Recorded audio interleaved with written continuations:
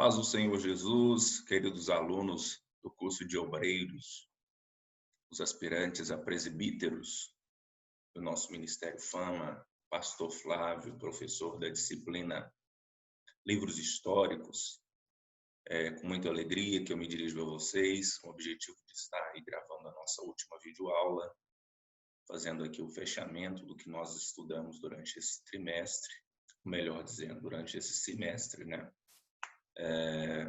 E diante de todas as diversidades que nós tivemos neste período de estudos, foi a forma, né, e a maneira que nós pudemos estar aí nos comunicando, estamos aí colocando o conteúdo e colocando a disciplina para vocês estarem fazendo os estudos, né, e se desenvolvendo aí no estudo da Palavra de Deus, tá? Espero eu ter podido ajudar a vocês.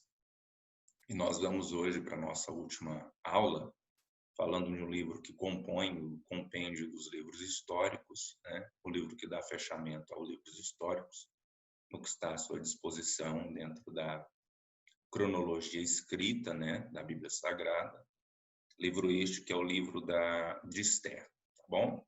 Então nós vamos aqui falar um pouquinho do livro, da disposição do livro, seguindo toda aquela cronologia de estudo que nós vemos seguindo nas aulas anteriores, tá? A gente teve 3 encontros presenciais e todos os outros encontros eles foram através da mídia digital, né? Mas em especial aqui através do canal do YouTube, né? E das comunicações aí via WhatsApp, que nós viemos conversando aí sobre as exposições, das atividades que foram passadas para que vocês pudessem estar fazendo, né? E também as avaliações, tá bom? Então vamos para a nossa aula e mais no finalzinho eu faço as minhas considerações com vocês, tá? Agradecendo a todos já aqui de início, né? Pela confiança, né? De nos permitir aí durante um período da vida de vocês estar contribuindo, né? Contribuindo com algo da parte do Senhor que Deus tem colocado no nosso coração em estarmos aí orientando, ensinando na forma de busca de conhecimento, de aprendizado na palavra de Deus. Tá bom, queridos? Então vamos para o nosso conteúdo da nossa lição. Vamos aqui para o livro de Esther, né? Nós, na aula anterior, nós estivemos aí abordando aí, aprendendo um pouquinho sobre os livros de Esdras e Neemias, né? Aula essa que eu dividi ela foi dividida em 2 partes, né? Onde eu fiz a divisão em 2 partes, a aula 7ª, que foi a parte A da aula, e depois tivemos a parte B da aula. Nessas 2 aulas em especial, irmãos, eu fiz com vocês o quê?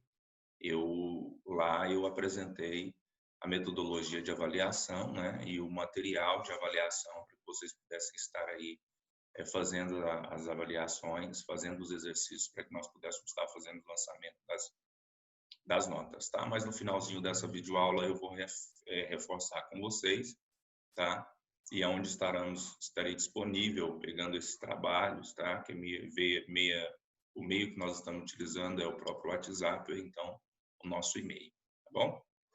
Mas vamos lá para o nosso conteúdo da aula de hoje. Estamos falando aí, ó, sobre os livros históricos, e o livro de Esther é aquele que encerra, né, esse compêndio dos livros históricos, tá? Eu tracei com vocês aquela linha do tempo, então este aí é aquele que dentro da linha do tempo vai estar trazendo o final, né, da disposição periódica cronológica do livro, compreendendo aí o período pós-exílio, né, pós-babilônico, né? É o livro de Esther, tá? Esther é o nome daquela rainha que todos conhecem a narrativa da história, né, que traz dentro do seu livro a sua história, tá? Traz a sua história, e não só a história dela, mas também a história de um povo que é alcançado pela providência divina. Mas vamos aqui, ó, nos ater ao slide. Esther deriva da palavra persa, que significa estrela. O autor, não se sabe quem foi o autor, tá, dos escritos de Esther, tá?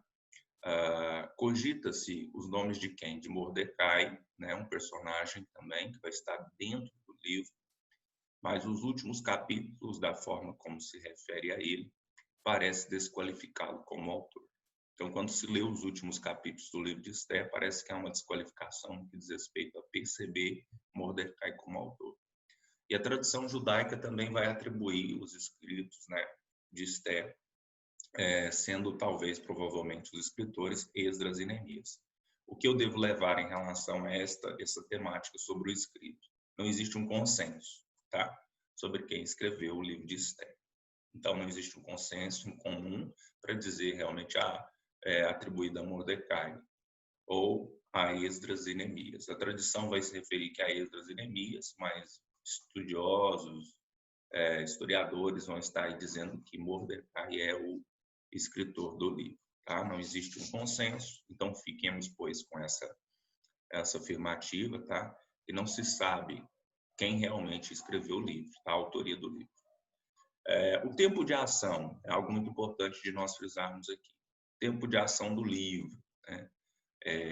Como que se dá o tempo de ação? O tempo de ação, a história de Esther se dá no tempo entre Esdras, né, capítulo 6 e 7, no reinado do rei Assuero, tá? Xerxes, entre 483 e 473 a.C., tá? Este é o tempo de ação ao qual ocorre aí a história que é relatada e redigida aí no livro de Esther, tá bom? E Assuero reinou entre 486 e 465 a.C., tá? Nós estamos falando de um período em que está aqui no governo, no controle político daquela época, o Império Persa, ok? O tema do livro de Esther, né? Qual que é o tema? Qual que é a temática proposta pelo livro de Esther? Depois que você lê todo o livro, você extrai aí um propósito, né? Uma proposta que é aí abordada pelo livro de Esther. E você vai ver isso aí também na sua apostila, tá? Na página 170, melhor dizendo, 169, vai estar trazendo aí a proposta, né? O escritor da apostila aí nos subtrai para nós a proposta do livro de Esther. Qual que é a proposta? A providência de Deus. O livro é uma ilustração da providência de Deus soberano, que preserva seu povo das mais irremovíveis, melhor dizendo, desculpa, perseguições humanas, tá? Então, o propósito é justamente esse, né? Tem como propósito estar falando aí sobre a providência de Deus, né? Que vem em favor do seu povo, uma vez mais, livrar das perseguições, né?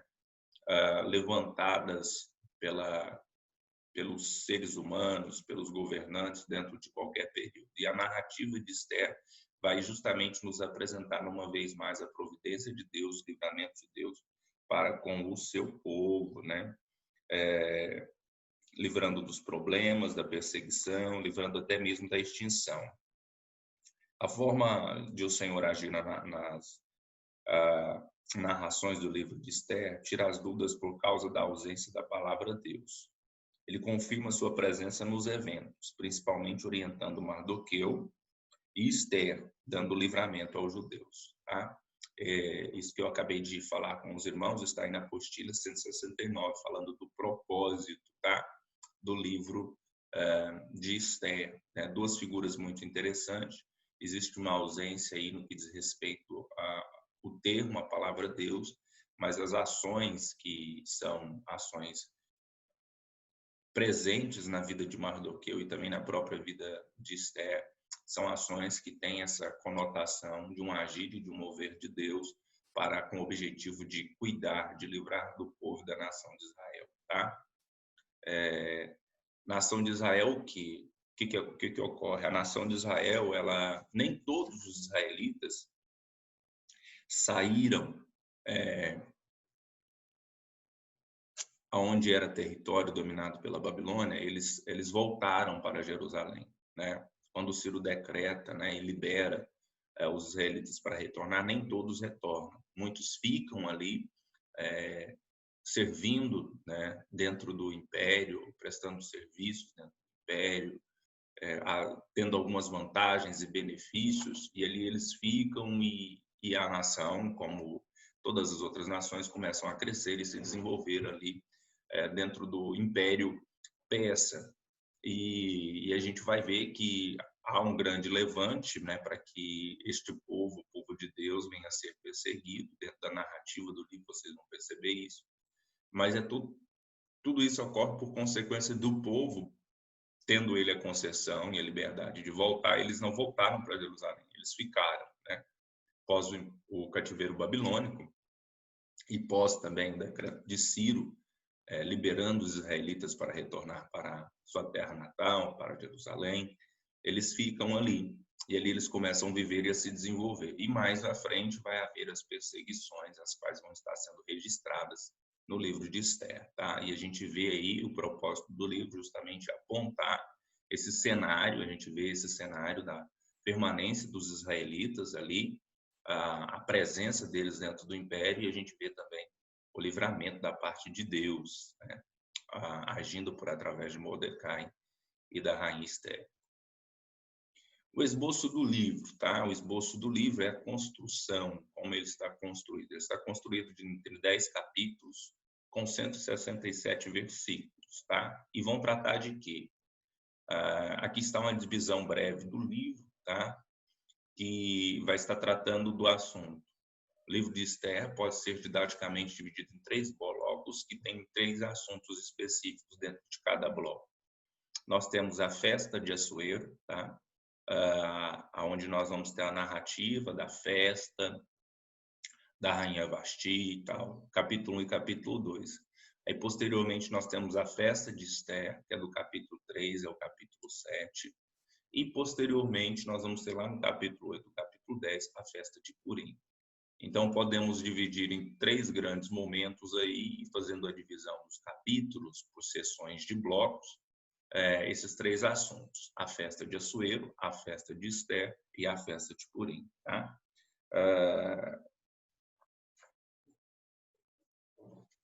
Um esboço aqui dos assuntos, de forma mais esquematizada, para que vocês possam estar entendendo. Nós temos à disposição aí a festa de Assuero, tá? Essa festa de Assuero aí aonde vai ter a figura da rainha Vasti, né? Onde o Assuero passa, é envergonhado, tá? E posteriormente a isso ele então requer uma nova rainha. E nós temos aí no capítulo 2, né? Agora a rainha Esther, né? A presença da rainha Esther, a sua história, o seu envolvimento aí com o rei, as suas atitudes, né? Toda a narrativa que envolve a figura da rainha Esther. E do capítulo 3 ao capítulo 6, nós já começamos a ver o plano de fundo político, né? Onde nós percebemos aí a influência política dentro do movimento do Império Persa, que diz respeito à perseguição que começa a se levantar contra os israelitas que estão presentes no Império, onde nós vamos ver aí Amã, esse personagem que tem uma, vamos dizer assim, uma preeminência, né? Ele tem uma relevância política dentro do Império Persa, versus Mordecai, né? Versus essa figura também que tem aí trânsito dentro do Império Persa e que é um israelita, né? Um judeu. Então, nós vamos ver aí no capítulo 3 ao capítulo 6, justamente aí todo esse fundo político, né? Esse levante político aí contra os israelitas. Aí nós vamos ter aí, no capítulo de número 7, agora a morte de Amã, né? O perseguidor, aquele que tramou toda a articulação,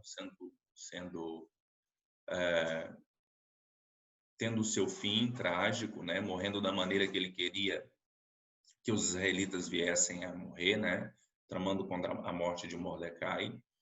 E no capítulo, melhor dizendo, no capítulo de número 8 ao capítulo de número 10, nós vamos ter a preservação dos judeus e a festa de Purim, né? Então, aí nós temos os relatos, os registros, né, do advento, da conquista dos judeus, né, do livramento dos judeus de mais uma perseguição, de mais um cenário de perseguição, de uma forma em que Deus, agindo através dos mecanismos políticos daquela época, através da figura da rainha Esther, que conseguiu ter ascensão diante do rei, Mordecai aí com muita inteligência e sabedoria, né, orientando a rainha Esther para uma preservação do povo. Então existe um cenário muito político aí, muito interessante de ser observado, né, e que nós vamos perceber a ação divina de Deus utilizando de personagens e figuras que foram muito importantes, tá? E no final aí do capítulo 8 ao capítulo 10, nós temos até uma celebração, uma festa, né? Em virtude desse livramento, dessa libertação que o povo vivenciou e experimentou dentro desse período, né? Desse período da história, da sua história, enquanto nação sujeita às outras ações. O comentário, nós temos no comentário, de uma forma geral aqui, foram poucos os judeus que aproveitaram o decreto libertador de Ciro e voltaram para Jerusalém. Isso aqui eu falei com vocês, né? Mas há alguns minutos atrás. A maior parte deles, pelo menos, a princípio, permaneceu na Babilônia e posteriormente na Pérsia. Se todos tivessem voltado à sua terra, a história de Esther não teria acontecido, tá? Então, aqui no nosso comentário, a gente percebe aí uma observação que nos leva a questionar, né? Será que se o povo não tivesse retornado, quando foi-lhe dado a concessão para retornar, essa história não teria acontecido, né? Talvez ela não teria se desenvolvido. Mas nós temos como fato histórico, né, diante de nós, o que aconteceu no livro de Esther e que muito nos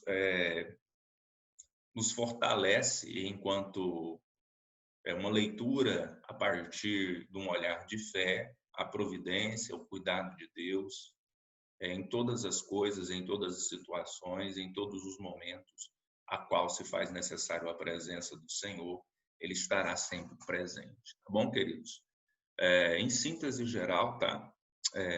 Nós viemos até aqui percorrendo todo o caminho dos livros históricos com vocês, com um único objetivo, de dizer para vocês que o conhecimento é a única coisa que ninguém pode tirar de você, tá? Tenha clareza disso. Tome isso como uma verdade, como um princípio. Conhecimento é a única coisa que ninguém pode tirar de você, tá? E Jesus Cristo é aquele que militou e perseverou muito para isso, para que todos os homens viessem a buscar conhecer, procurar conhecer, porque a verdade ela tem a capacidade de libertar, da mesma maneira que o conhecimento tem a capacidade de nos tornarmos pessoas mais cristãs, né? Mais, vamos dizer assim, mais próximos daquilo que temos como princípios e como verdades absolutas, que está muito para além de todo tipo de tradição que venha fundamentar o nosso comportamento social, a nossa vida social e o nosso desenvolvimento social. Tá bom? Espero que durante esse período que estivemos juntos, né, tudo aquilo que eu coloquei aí à disposição de vocês, enquanto a aula digital, enquanto presente em sala de aula, possa ter contribuído de alguma forma especial para a sua vida, que você possa se dedicar e se aprofundar aos estudos da Palavra de Deus, buscando outras fontes, buscando outras informações de outros lugares, né? Buscando aí ferramentas, né? Para que você possa cada vez mais se abastecer, se enriquecer com a riqueza que existe nas palavras do Senhor, tá bom? Referente às nossas avaliações, frisando aqui com vocês, nas aulas anteriores, né, eu deixei passo a passo o nosso critério de avaliação, 3 avaliações específicas, ou 3 atividades específicas que valerão para a nota de vocês, tá? Uma é o desenvolvimento da linha do tempo, de igual modo que foi feito na primeira aula nossa, onde eu fiz o desenvolvimento da linha do tempo de todos os livros históricos, dividindo ele por períodos geopolíticos, tá bom? Essa foi a primeira atividade que valerá para a N1 de vocês, tá? Como critério avaliativo, a visualização das videoaulas, né, o feedback de vocês lá em cada videoaula, eu vou estar tendo como critério para a avaliação também, para somar as notas de vocês e o desenvolvimento das notas, justamente essa participação digital que a gente consegue ver lá, a sinalização digital de vocês, beleza? A segunda avaliação, essa é um comparativo entre Primeira Crônicas e os livros de Reis, tá certo? Dentro da apostila de vocês, do material de vocês, existe um comparativo e eu direcionei vocês em uma das videoaulas para que vocês pudessem estar fazendo esse comparativo, né, escrevendo esse comparativo entre os livros de Reis e o livro de Primeira e Segunda Crônicas, tá? E estivesse também encaminhando para nós, ou via e-mail ou via WhatsApp, tá bom? E a última avaliação, valendo para N2 de vocês, foi justamente o questionário de cada uma dos módulos das aulas que nós tivemos, tá? São 8 módulos, e de cada módulo eu falei, tirem 2 questões à escolha de vocês. Vocês vão tirar as questões, vocês vão redigir, vão escrever as questões, vão fazer o questionário e vão enviar para mim, tá? São 16 questões. E a gente vai estar fazendo a avaliação para estar lançando a N2 de vocês. Bom, pessoal? Então, de uma forma geral, esses são os caráteres avaliativos que estarão dispostos aí, estão de forma mais esclarecida em algumas aulas anteriores, que vocês possam olhar lá as aulas anteriores, até revisar o conteúdo também, e está fazendo as avaliações e está nos encaminhando, tá? Nos grupos do WhatsApp eu já coloquei lá, né, o meu e-mail, tá bom? E vou também depois lançar lá o nome de todos os alunos que fizeram já me entregaram a avaliação para que os outros demais possam estar também me entregando para a gente estar fazendo o lançamento, tá? Queridos, que Deus enriqueça a vida de vocês, que Deus fortaleça os passos de vocês. Foi uma grande alegria, como já disse, uma grande satisfação estarmos juntos neste período aqui, aprendendo da palavra do Senhor, tá? Que os passos sejam guardados, que as famílias de vocês sejam guardadas. Em breve, quem sabe, estaremos juntos, reunidos, né? Dentro da mesma dinâmica que nos faz muita falta, que é a dinâmica de estarmos em contato. Mas, enquanto isso, que Deus possa te enriquecer e fortalecer, e nós vamos utilizando aquilo que está nas nossas mãos. Deus abençoe a todos, fiquem na paz de Cristo Jesus. Obrigado pela confiança, obrigado pela parceria. Se, de algum modo, alguns dos irmãos eu não conseguir auxiliá-los e ser úteis, vai nos perdoando e a gente vai tentando nos aperfeiçoar, melhorar, para sermos úteis na vida de cada um de vocês. Fiquem com Deus, fiquem na paz. Forte abraço, em nome do Senhor Jesus.